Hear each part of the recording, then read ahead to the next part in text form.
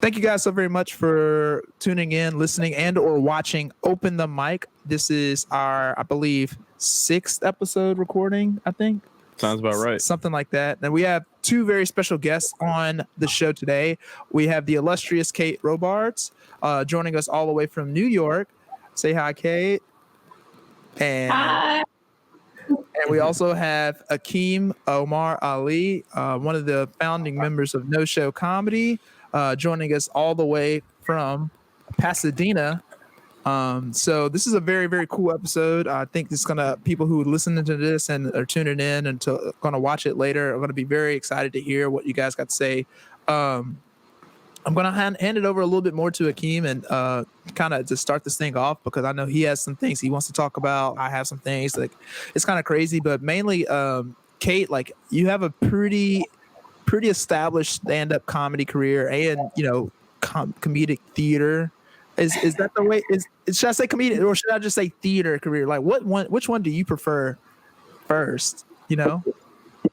Honestly, anything. Performer. I think I generalize with like artist.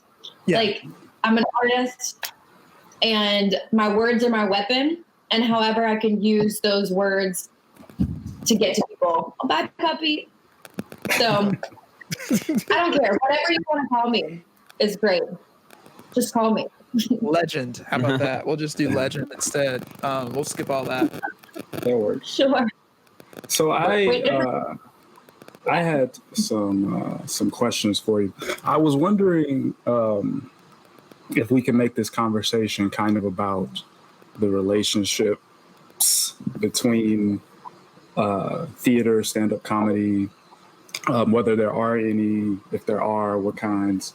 And so before we dive into the specifics of that stuff, though, we kind of want to introduce ourselves, introduce you to whoever's listening, right? So if you could, Kate, my question number one is, tell me about where you're from. What's it like in your hometown? And where is that, by the way?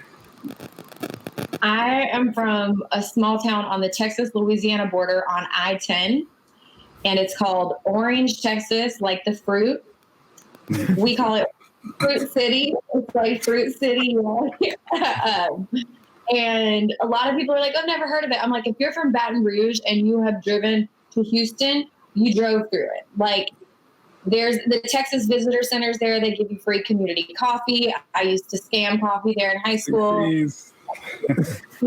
Boudin ball. And I always say it's more Cajun than cowboy because it's literally on the Louisiana border. Benton has 24-hour alcohol. So, you're driving across, you're going to the slot machine rooms to get the pancakes for 99 cents. All you can do. It's a different culture because I always say it's like we're honorary Louisianians. The river I swim in is the state line. So as kids, we would swim to the middle and be like, we're in Louisiana.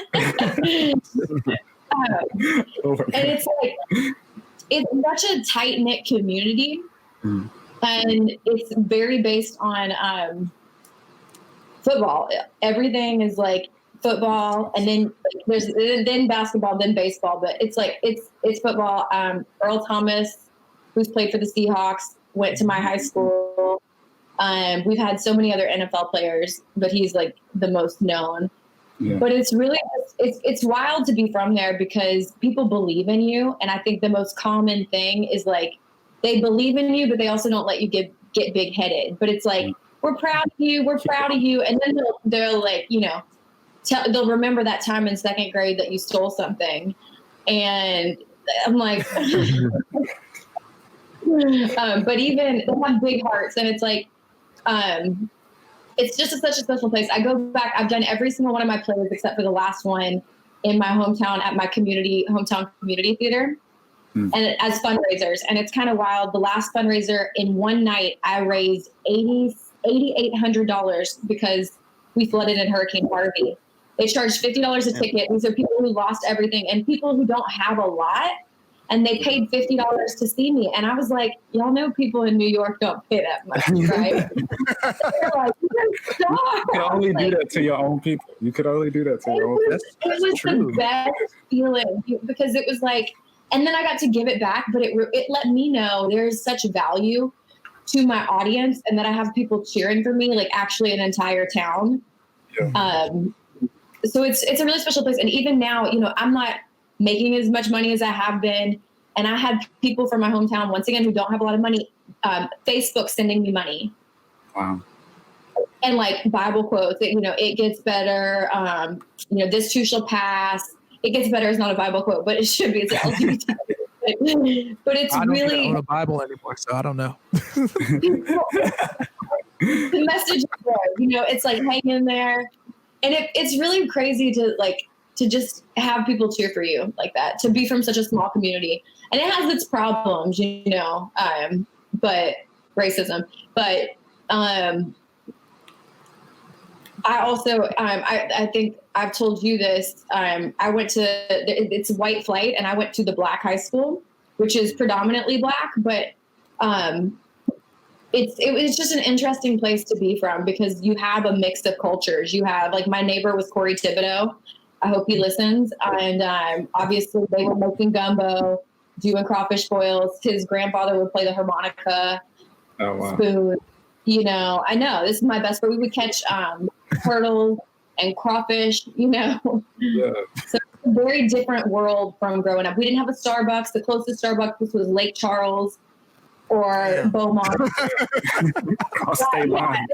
We would go to Target in Lake Charles, right? If you wanted to be fancy, you had to journey. Yeah. That's crazy.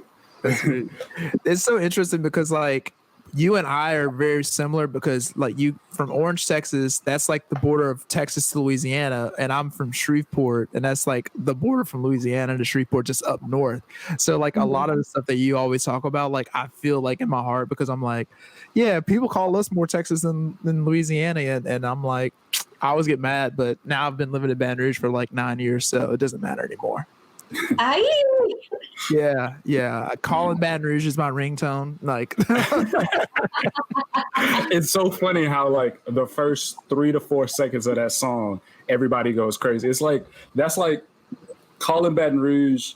The intro to Calling Baton Rouge is like the white version of the intro to that Juvenile song.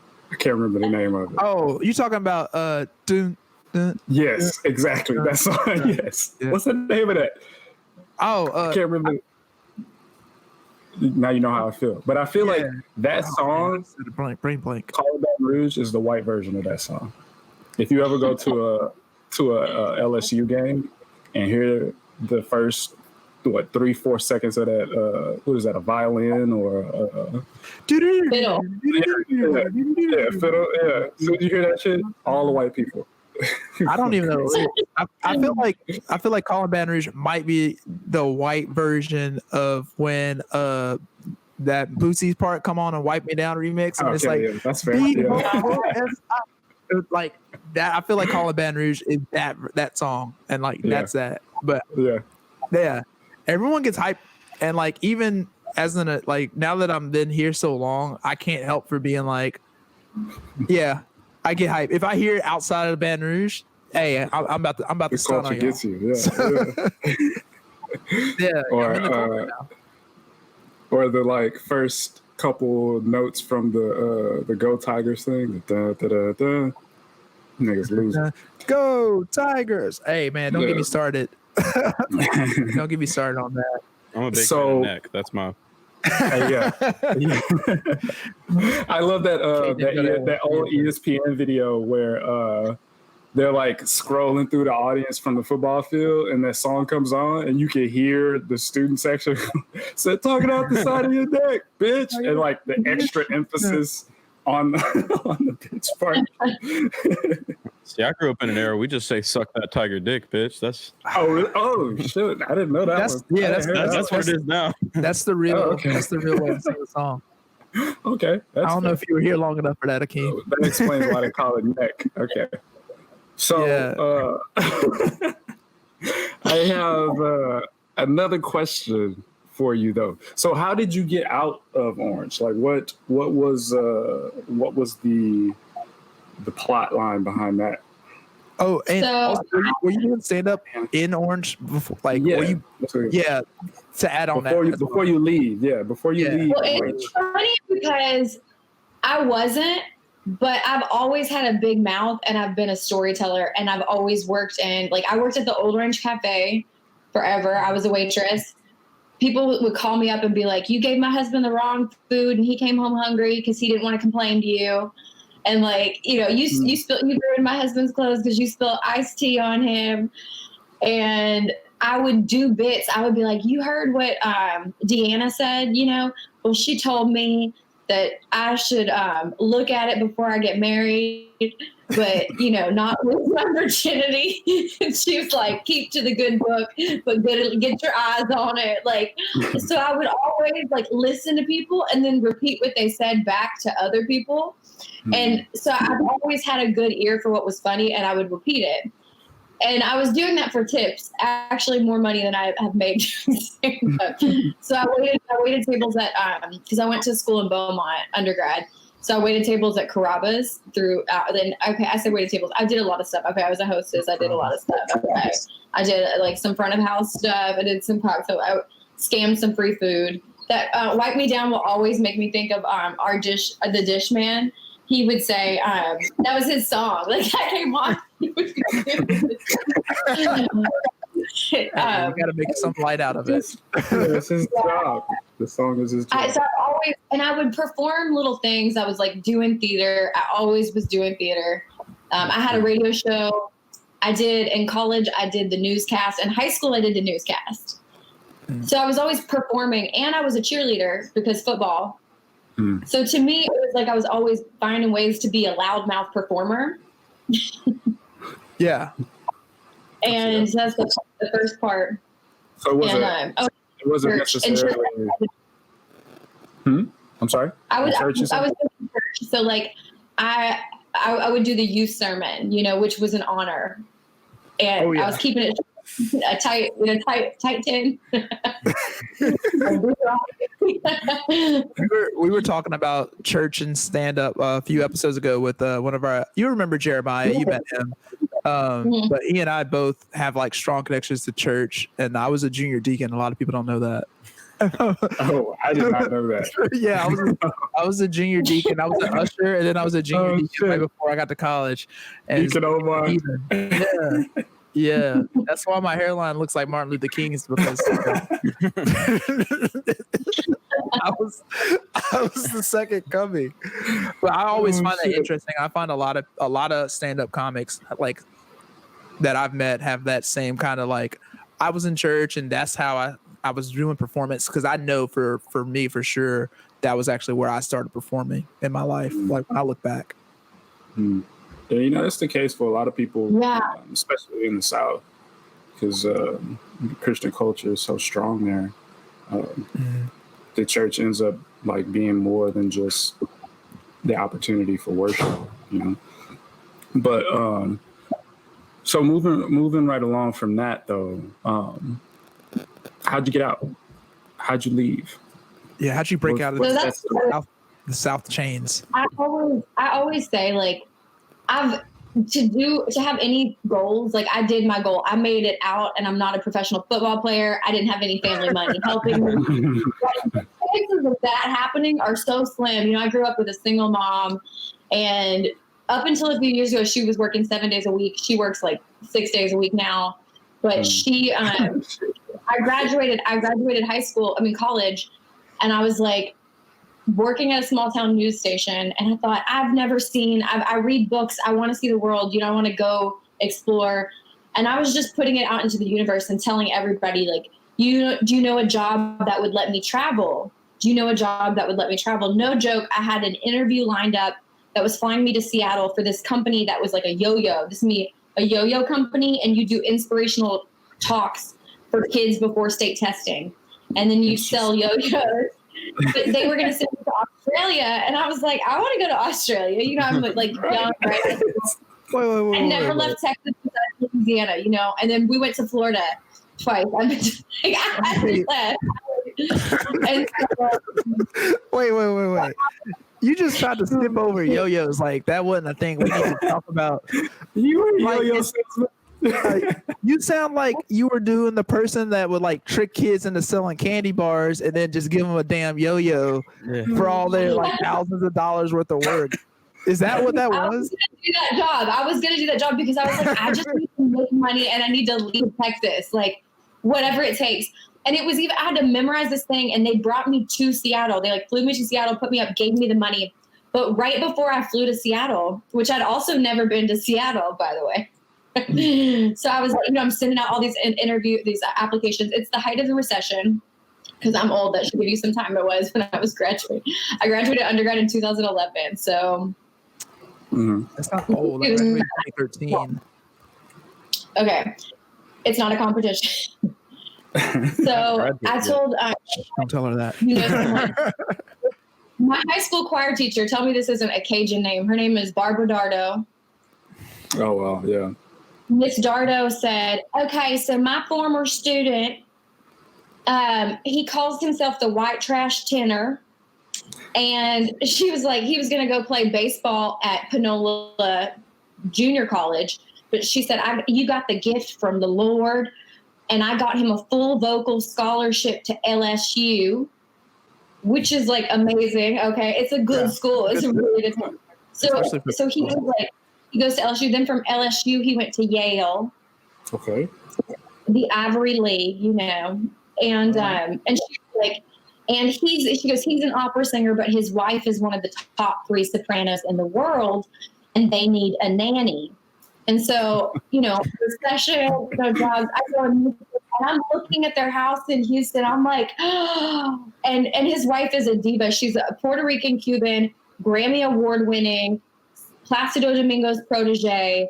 I didn't know who Placido Domingo was. And I go like Placido Flamingo from Street. Exactly. He's one of the 3 tenors. He's like really famous in the world of opera. But long story short, I was like enamored with her. She's a Juilliard trained artist. And I took that job. She goes, if you take this job, you'll live in Amsterdam 3.5 months, Brussels for 3.5 months, Puerto Rico for 3.5 months, Chicago for 3.5 months. And, you'd be with my one son. And I was like, we get to play that? We get to travel? And I got to see operas and I got to meet artists and I really got to study the way that she lives. I'll never forget when I went to interview, her husband opens a beer and passes it to me. And I was like, is this a test? He was like, no, I got a new Amber Bock. Like, what's up? Orange, you're good people. We know same people. I was like, that's awesome. That's what's up. Yeah. Man, that's really cool. And so, wait, so when was this happening? Around what time? How many years ago was this? So in 2011, I guess. Okay. And then 9 maybe. So no, I guess in 2011. So I did that for 2 years in 2009. I forget what year because I lie about my age. I'm 24. I'm 29 a year. Age is just a number that I will never tell you. Okay. And we already established we're not good at math, so it doesn't matter. Yeah, we're wordsmiths here. Yeah. But so I did that job for like 2 years, and she was performing Madame Butterfly at the Kennedy Center.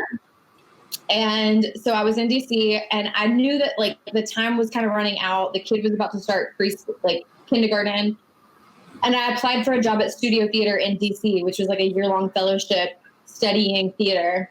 And I remember, and I'd also met somebody that I like fell in love with, but that's irregard. Like we don't care about that. The story, I fell in love with theater, and I got an opportunity at this theater in DC, and I was just like, this is where I'm supposed to be. This is how I'm supposed to spend my life. And the other thing is, I grew up with this like mentality that I had to work. Not that I had to work. I'm saying like, not comedy to me isn't work, right? Like. And the opera singer is an artist, and she would have me talk to other artists who would basically say, this is our passion, and maybe we'll temp at a bank to make money. But then if we get an offer to do an opera, we're going to take it, right? You're going to take it. Yes. So they were like, and my boss was like, you are an artist. And I was like, not me. You went to Juilliard. But she was like, no, you write, you read. And she would see me wanting to do performance stuff and kind of like dabbling in it. And she was like, that's your passion. And I was like, no, because I was too embarrassed Yeah. And she inspired me to claim it, to be an artist. That's awesome. That's That's amazing. what's up. We all had an Obi-Wan Yeah. that sees in us what we cannot see in ourselves.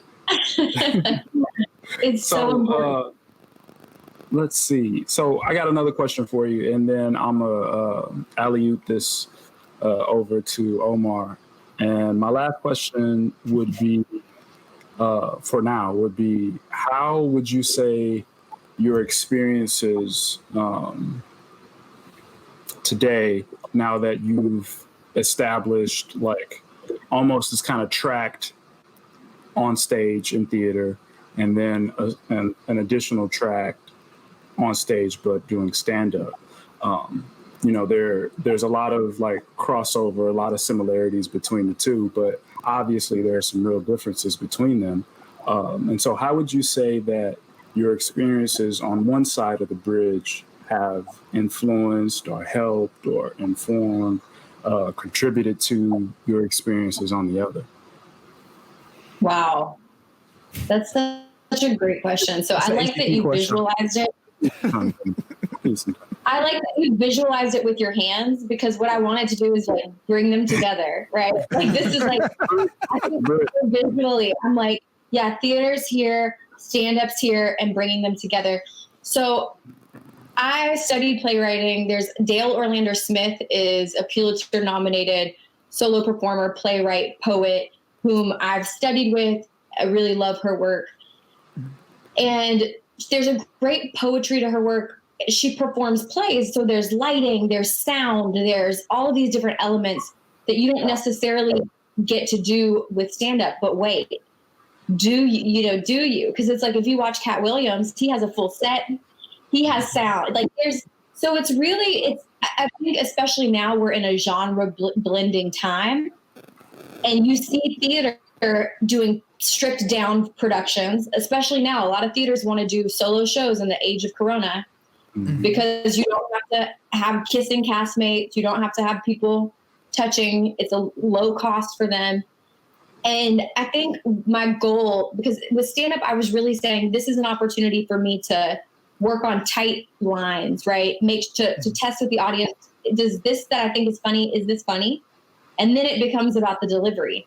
But with theater, you get a light effect. You get sound. You get people coming into a space that's kind of like sacred. The theater is like a church. There's protocol, rituals, whereas stand-up, it's usually kind of in a bar. Yeah. People, the disrespect, it's like the levels of disrespect. Nothing sacred. It's way more casual. Yeah. It's way more casual. But something I did by accident was I muted Richard Pryor, because if you're thinking of pantomiming, he moves. If you watch him with no motions, he is so physical, like everything he does, walk, a look, it's all, it's performance. He's doing performance theater. And it's like, we've always had, you're doing theater, you're doing stand-up, but now there's just this like convergence. Like I would say Neil Brennan's 3 mics, that's like theater to me. Yeah. It's a conceptualized show, and it's very, I think that I'm really lucky we're in an age, and it has been, where it's like labels kind of, are you a comic, are you a performer, are you theater, and it's like, I'm an artist and I want to get my material out, whatever I have to say out, as by any means necessary. Yeah. That's like, what's that guy's name? He has a kind of weird, not weird, but like difficult to pronounce for me last name. It's like Mike Birbiglia or something like that. Birbiglia? Yeah. Your guy. Yeah. He does. He does like these like theatrical things. I just saw his last special where he has like this huge like set. Yeah. He's on stage, and then like there's like a fuck ton of kids' toys just like fall from the ceiling onto the floor. Yeah, I was not expecting that at all. Yeah, and I remember I think that the one that turned me on to him was it was called like My Girlfriend's Boyfriend or something like that. Was the stand-up. Omar, if you haven't seen it, you should really watch it. It's like I'm a bad comic. I don't study other new comics. It's actually a very bad thing I have. My Girlfriend's Boyfriend was like his special. Yeah, that was like his first one, came out years ago. Yeah, he's got like so I've actually on Netflix. my muscles. I've been studying with his director. I've been studying with his director. Cool. Wow. Seth Barrett. That's very smart. Makes a lot of sense. I'm a huge fan of his. And it's like, you watch that show, and once again, it's blocking. He talks about going to Amsterdam, right? The lights in the back subtly become red. So you're like in the red light district. And then he's like walking down the streets, and the way he walks, it's like you can see he's visualizing, okay, I'm walking Amsterdam. I think he's really cool. Yeah, I love stuff like that. Also, I think you can really see it. You can see that kind of performance come out of people like even like Kevin Hart when he got to I forget which special it was, but I think he was like in a baseball stadium and he kept saying like light fire and like he was like using that. That's not Laugh at My Pain. It's the one right after. It was before. It's earlier than Irresponsible. No. Yeah, it is earlier. It's the one right after Laugh at My Pain. Yeah, whichever one that was.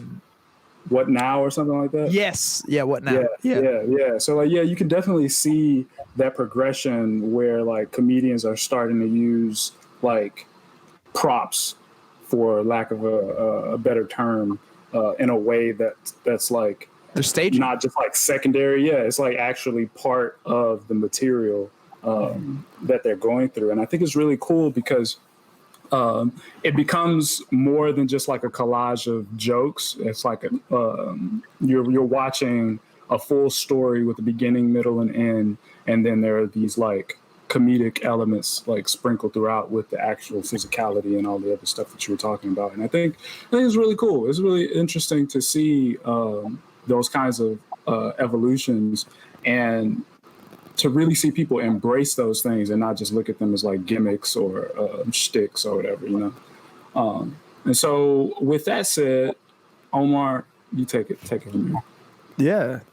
Yeah. I mean, there's so much stuff I want to ask because not only do I resonate with some of the, especially the theater stuff. I don't know if you knew I did theater in high school, Kate. I feel like I have a spidey sense about these things. You have a spidey sense. I don't know if you know this one. So Akeem and I actually met during improv class in LSU. That's true. That's true. So we were the only two black people in that class. We were the only two black people in the class. Well, black males in the class. Yeah, black males, and then he had the audacity to have my name. Yeah, my middle name is Omar. His first name is Omar.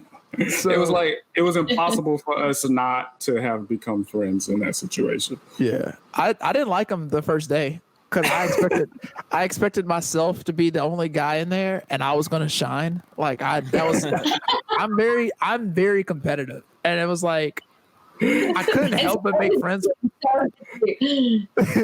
I couldn't help but make friends with him because like I love Coming to America, so I made a Coming to America joke, and he and I just kept riffing, and that was it. We were buds. But for me, so there's a lot of stuff like that I want to accomplish with like my career, and I consider myself an artist too because I went to art school. Like everyone knows that, like digital art and all that. So I look at stand up through the lens of art, first and foremost. And with you and how you kind of you're going through, you're doing performance art, you're doing theater, one woman shows. I wanted to know like how do you approach like especially the preparation process for it, because I remember like remembering lines or even when I wrote scripts, that is a different muscle or it's a different feeling internally than when I'm doing stand-up and I'm preparing for stand-up and I'm getting ready for stand-up.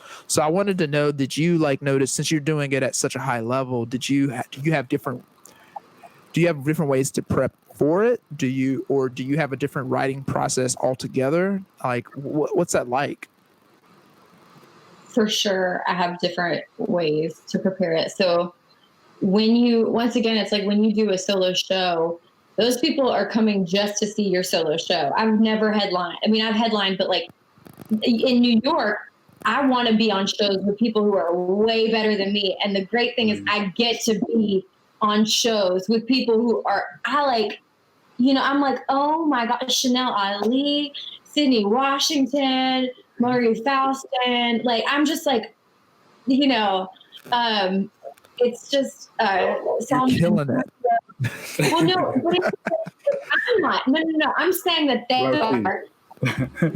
And yeah, but you're I in the do same my spaces show, with these folks, and that means something. right? But I'm doing like 10 minutes, right? Whereas if it's my show, my play, it's like 75 minutes. People are just coming to see they're settling down, they're getting cozy, they're taking off their jacket and pulling it. But it's a different experience. But preparation wise, I started doing stand up actually because a guy, very funny comic, you should have him on the show. He's from Orange, Texas, lives in Houston. He does a lot of like USO tours. His name is Slade Ham, but he owned the comedy club. I know about him. He's great. He owned the comedy club, and he's a friend of mine. But owned the comedy club in Beaumont, Texas, that I did stand up at once. A few, like an open mic or whatever, because it was next to Carrabba's where I worked. So I would like come in, have a beer, and probably underage. And he told me, he goes, I see you doing like Mandarin Orange. That's so great. Nobody from our hometown does creative stuff like this. I'm really proud of you, because he's, older generation. And he said, I like met up with him or whatever. And he goes, oh, I get it. Cause he's like, it's kind of like a comedy. And he saw my show. You're kind of like a comic, but not funny.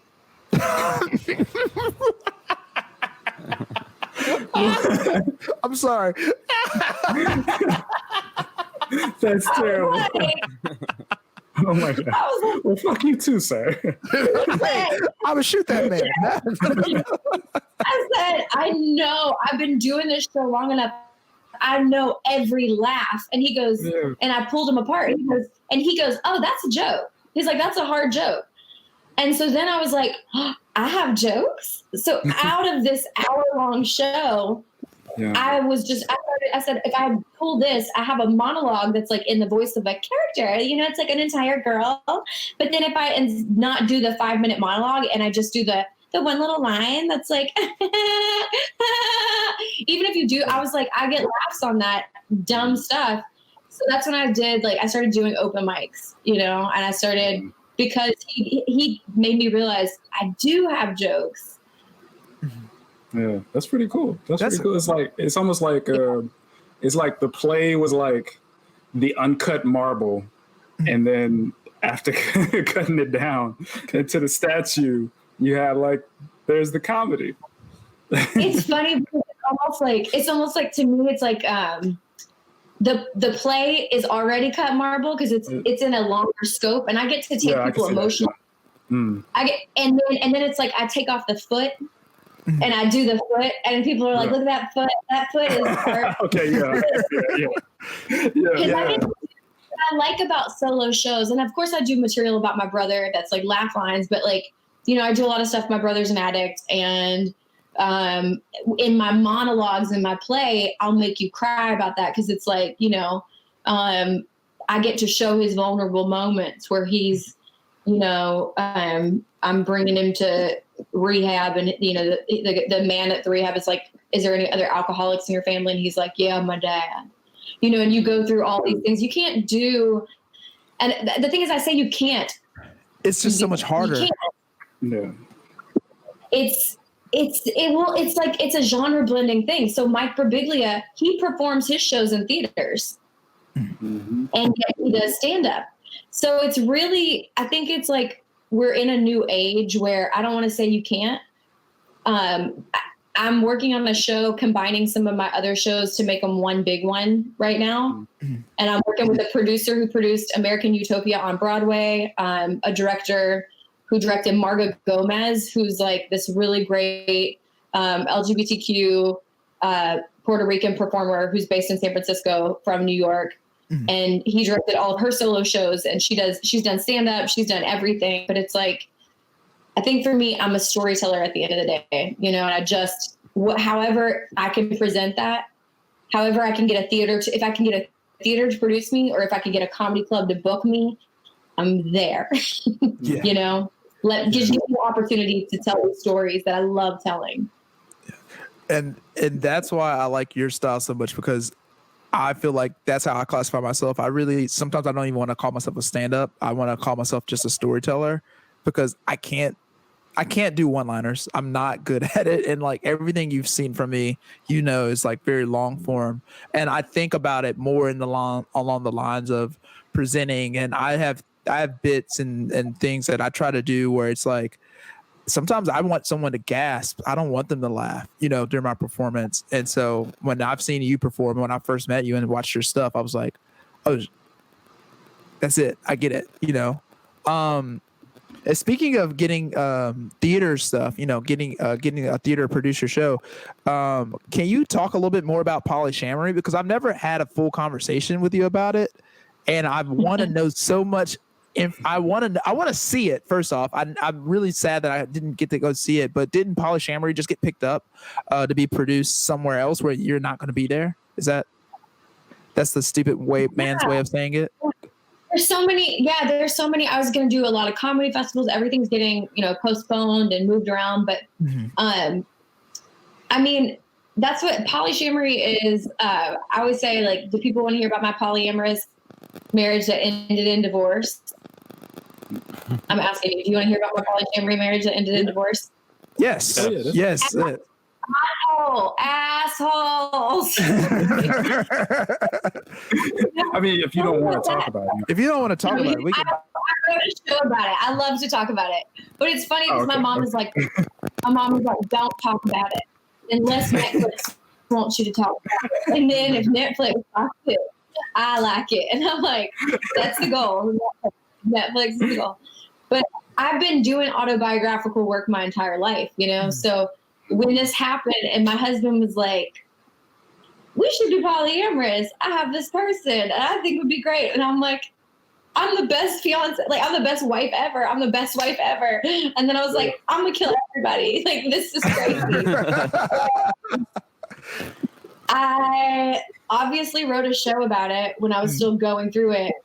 And it's funny because, like, they say comedy is pain and time equals, like, this is my math. Pain plus time equals comedy. I can see that. Fair. I would say like that's kind of it for me. It's like the things that are like really like hard for me. It's just like that stuff's flat. Yeah. And then you wrote a whole one-woman show about it, and I dipped my toe into polyamory. I don't know if Wes knows this. I didn't know that. Yeah. I wasn't like the person in the relationship that was like, I was just the side nigga that just like who was like benefiting off of it. They were like, we're open. I was like, oh, word. It was weird. I didn't like it. It took a month. Your girlfriend's boyfriend. Yeah, I was a girlfriend's boyfriend, basically. I didn't like it. No, I didn't like it. You just spoke on my behalf as well. It was weird. I didn't like it. I didn't like it. It was cool because at first I was like, as a guy, I was like, oh, so I don't have to be in a relationship? You're already married? Cool. And then it was like, wait, you're cool. Wait, this is weird. And then like one day, the way I figured out that I was not about that lifestyle anymore, it was like a month in, like she left my place that morning, and then I went out to get drinks for brunch, and she was with her husband, and he dapped me up. And I was like, nah, we can't do this. That's just he was too nice about it. And he was a nice guy, and I wanted to be friends with him. He was on board with this. Yeah, he had a girlfriend.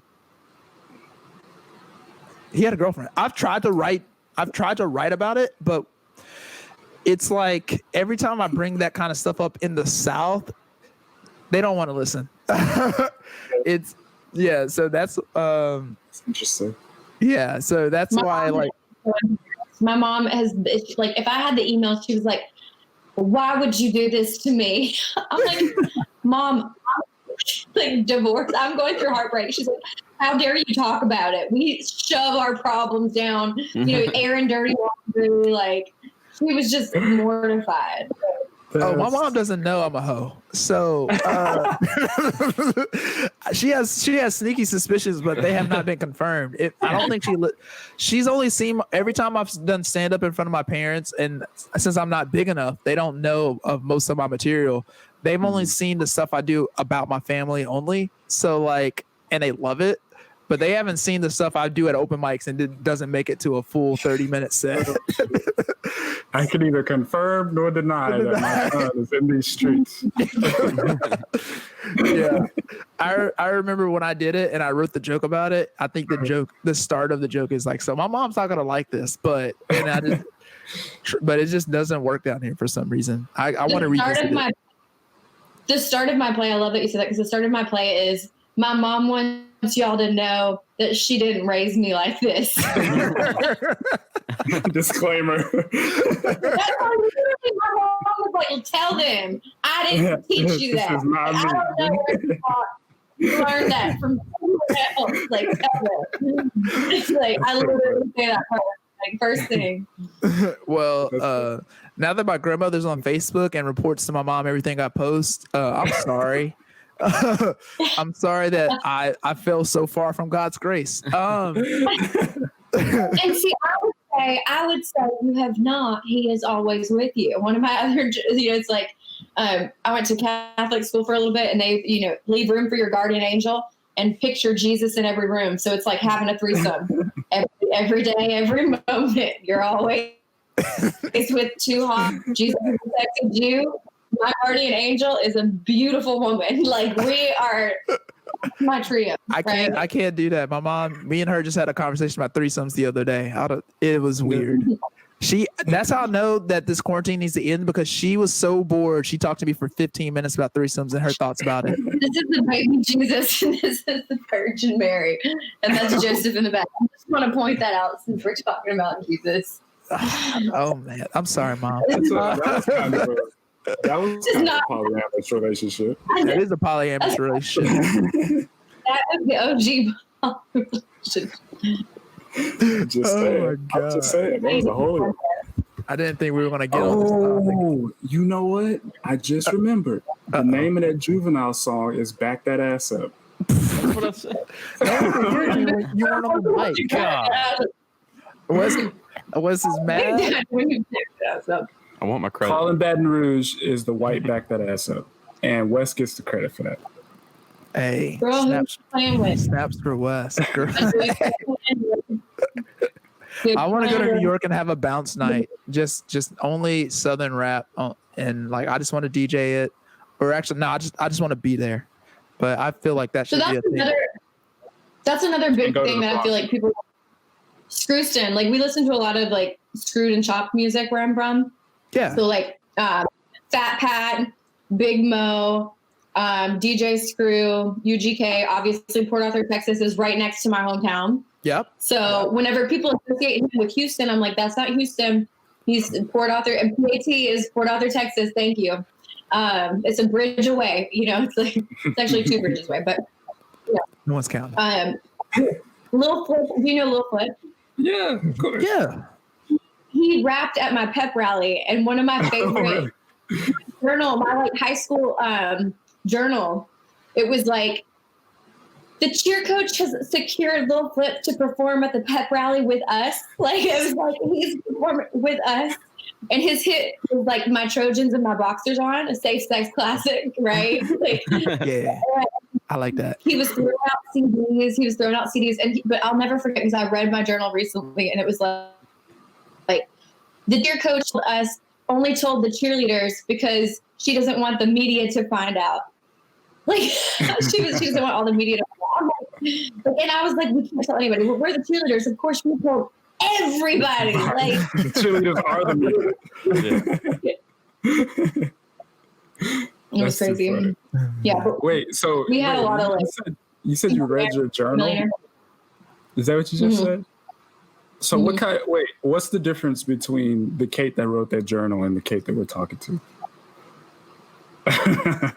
She almost choked on her cornbread. It's so embarrassing. Because one, I read it and I'm like, I did no schoolwork. I was like, we have cheer practice, soccer practice, student council.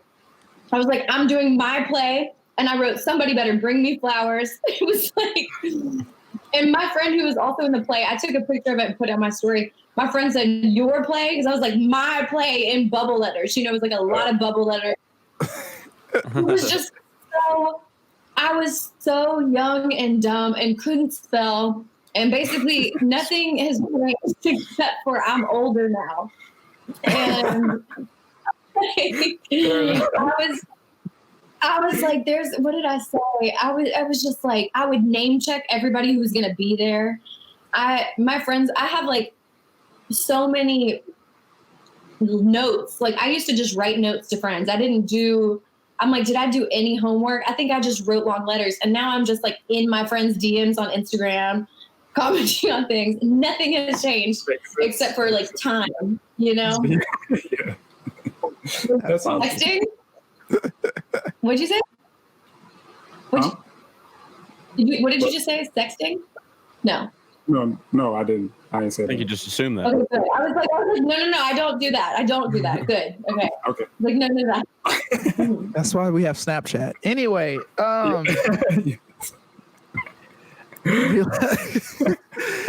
sorry, Mom. We're gonna roll it over a little bit more, because one thing we haven't talked about that you are also amazing at. You are an amazing producer of stand-up comedy as well. So you're like a triple threat out here. You're a performer, you're a comedian, and you're a producer. What are some of the challenges? I know from my perspective and from Wesley's perspective, like, and Akeem's, producing in the South is incredibly hard. But what is it like producing in the space that you're in the cities and things that you're in right now? Like, how is that? And it could be for stand up or for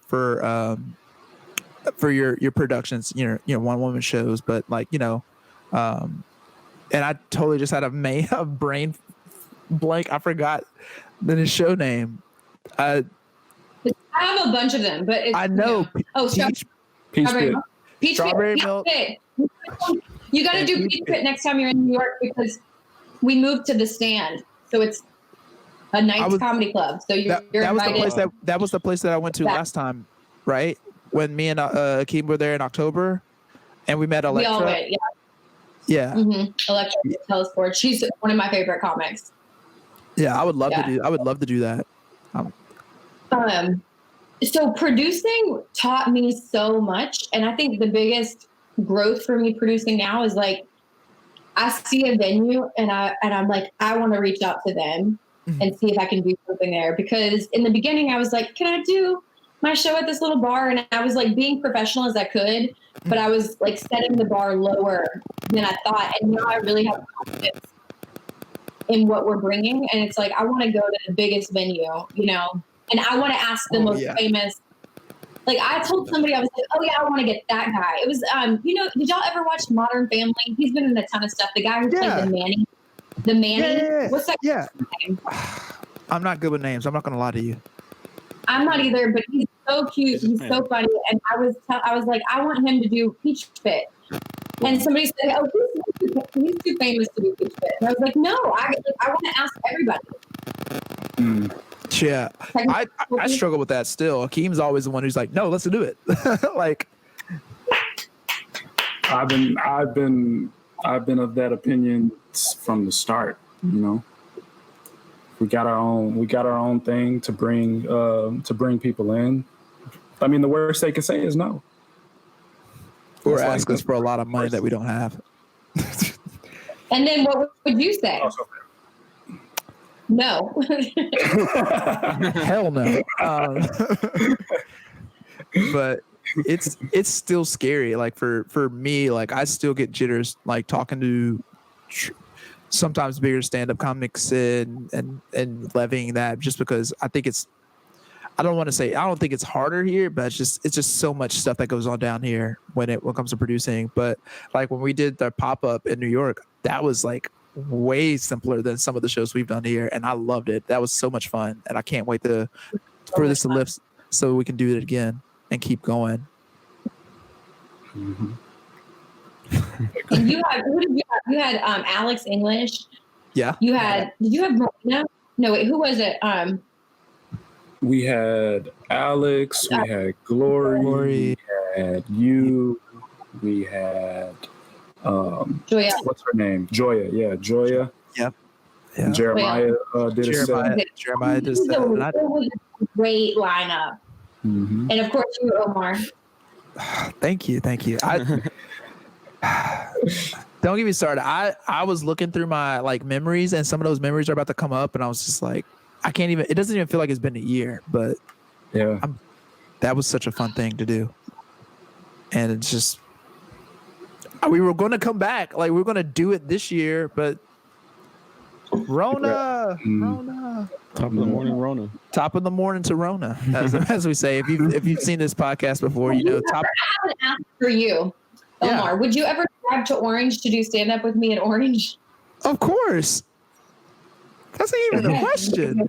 yeah. Only a 2-hour drive. I got people everywhere. I could do We're doing that. it. Only We're if you would go to doing it. Austin with me afterwards. Like I want to. Like I've done from Baton Rouge, like Shreveport, Dallas, and then come back down and did that whole loop. So I would love to do a loop like that. If you whenever you come home, let me know. I'm down. I will. Yeah, we can do a little tour. I need to go to Atlanta too. You do need to try Atlanta. I want to be in Atlanta one day. Yeah. Wes hasn't spoken that much. Come on, man. I know. I'm gonna hop in on it. All right. Shimmy in there, baby. Let's do it. One thing I was really He's my interested little in duckling. was your interview with Vice, and I was just wondering, how much did that affect your career at all? If it went sour after that or anything like that, or if it went great? Because I remember the part. Sour. What was it? What did that lady say? She voted for Trump as a joke. Yeah. What a what a dick. I didn't say dick, but I did my grandmother's thing. I just smacked my tongue a little bit. I love jokes. I hate that one. I hate that.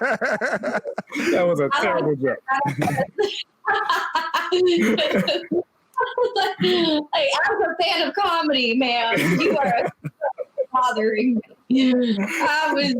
I almost fell out of it. I literally tried to leave. I was like, I need to go get snacks.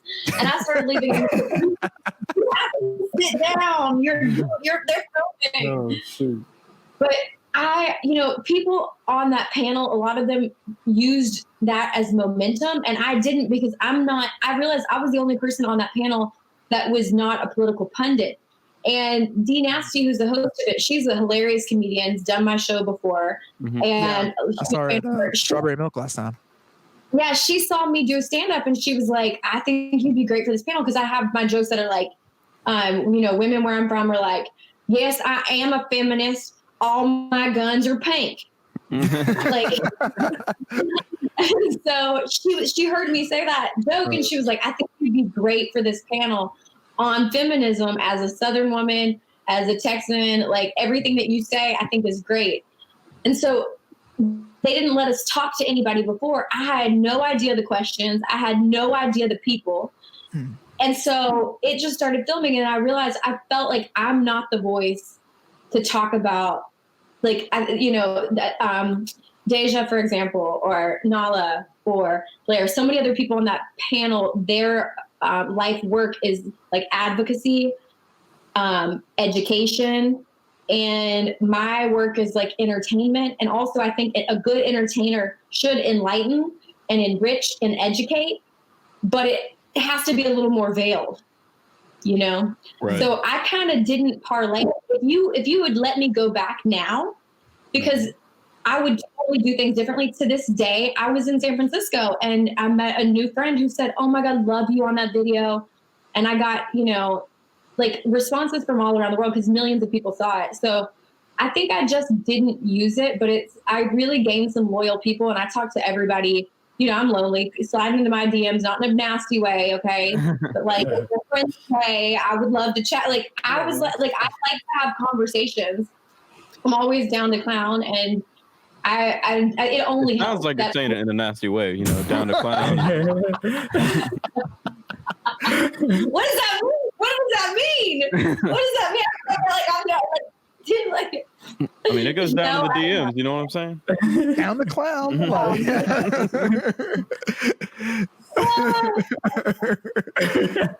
Omar's mom. No. I'm gonna have her on as a guest. And she'll be able to respond to all this.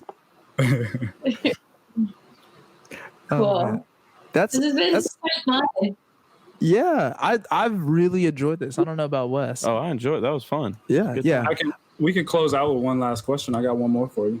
Yeah, I got like one or two more things. So Okay, I'll let Akeem go, and then Wes, if you got something. I have 2% left on my battery on my laptop, so we'll see. Okay. All right, we got this speed round. So tell me this: what do you want out of theater / comedy? What's the end goal for you, if there is one? You stole my question. There is. So I want a TV show and a book, and I wrote a pilot version of Polyshammery that was a finalist for the 2019 Sundance Episodic Lab, which is basically an incubator to take your shows to the next level. So I was one of the finalists. There's like hundreds of people that apply, not that many people get finalists. So that was really encouraging. I've had a lot of things that are like really encouraging, but they haven't really gone to the next level. And so I'm really just trying not to get, too downtrodden by the nose, and to just keep my vision alive and do the story how I can to develop my skills as a storyteller, to develop my skills as a professional who shows up on time, to develop my community. Because y'all are a part of my artistic community. And so it's like, those are the essential things everybody starting out needs. You need to find your advocates. You need to find your allies and your friends who are going to support you, who are going to come to your shows, who are going to help share your shows. And so I guess mine is like to hang in there while I'm continuing to cultivate my career. I'm not at that next level that I want to be at, but to get there with positive, optimistic people. Okay. Look at you. Hey. She's so much smarter than me. No, it makes me feel dumb. I just preached, okay. Just snaps for that. All right, what do you got, Wes? I was wondering, so we It's my turn to talk. I'm kidding. So positive. We're so positive. Oh, shit. I was not expecting that at all. No, I wasn't ready for it. Oh no.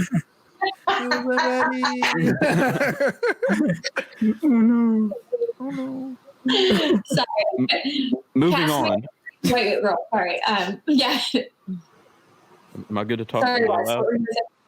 Oh, so we always see like the TV shows and stuff like that about New York comedy scene, such as Pete Holmes' show. And I was wondering if there was any similarities between how the shows take it from like the big comics and all that, and all the way down to being an open micer in New York to getting your own show that you've produced, and what that ride is like.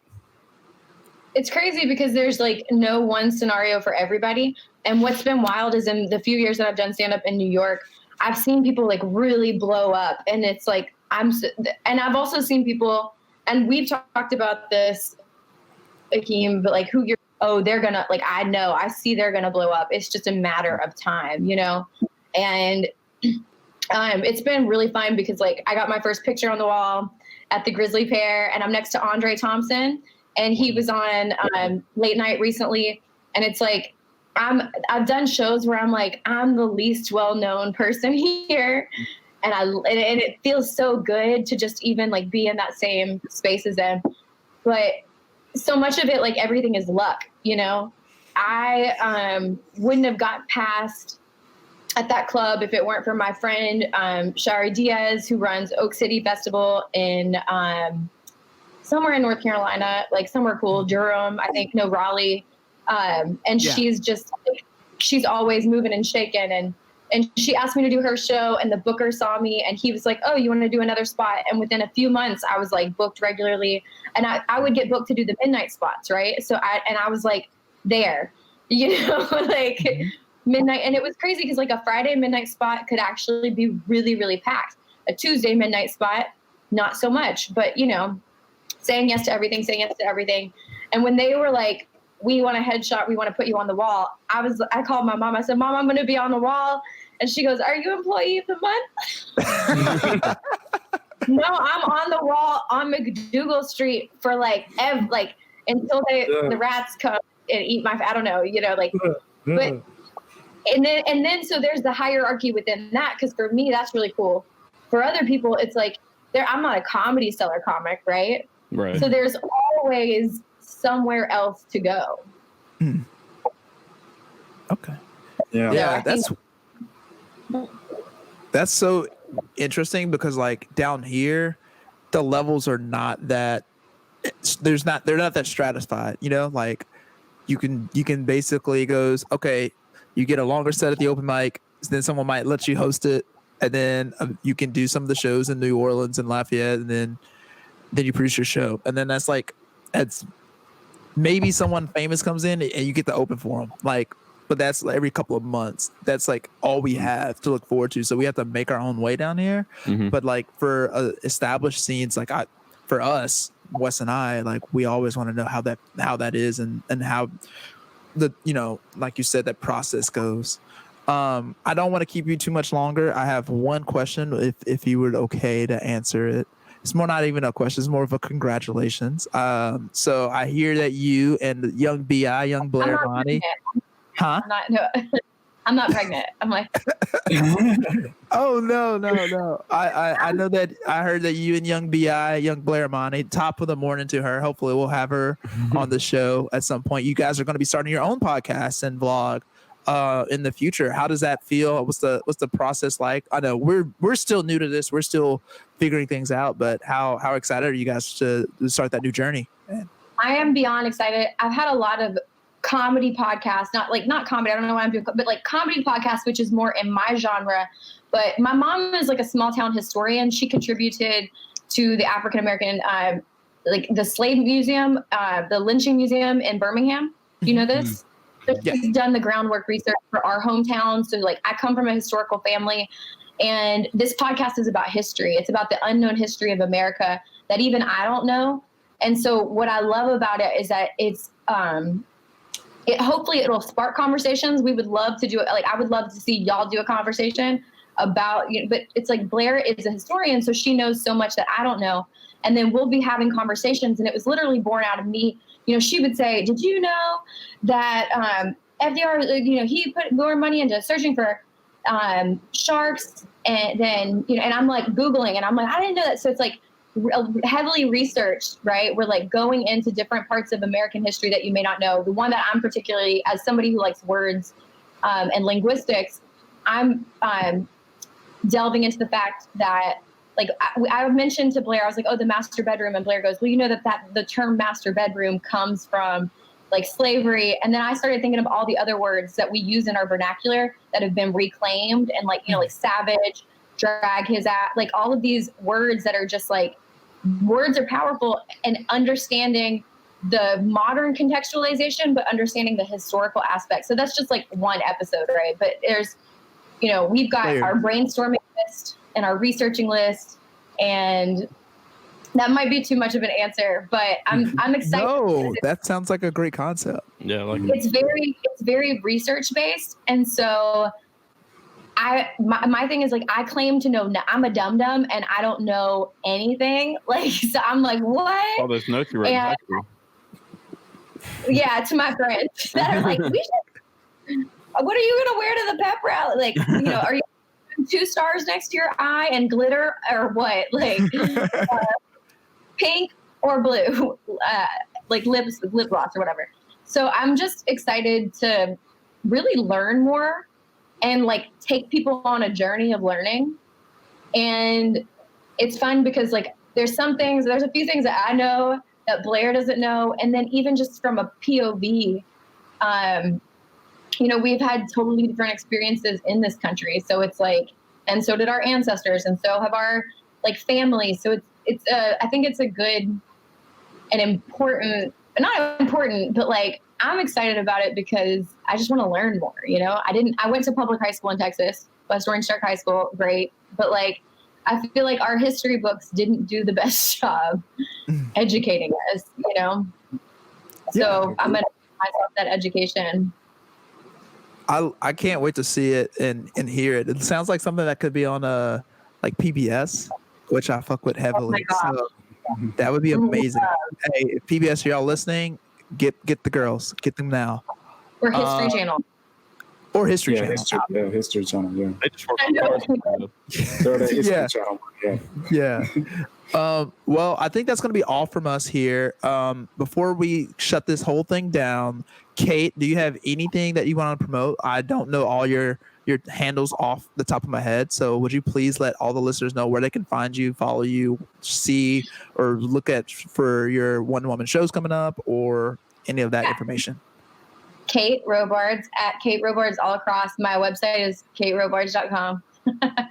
And it's Kate-Robards actually.com because I didn't pay for my domain, and then somebody bought it from me and they were trying to I know. So it's now a hyphen, but a lot of my shows right now are on hiatus. We're kind of, touch and go, waiting to see, which is part of why I'm really excited to be researching this podcast. Oh, okay.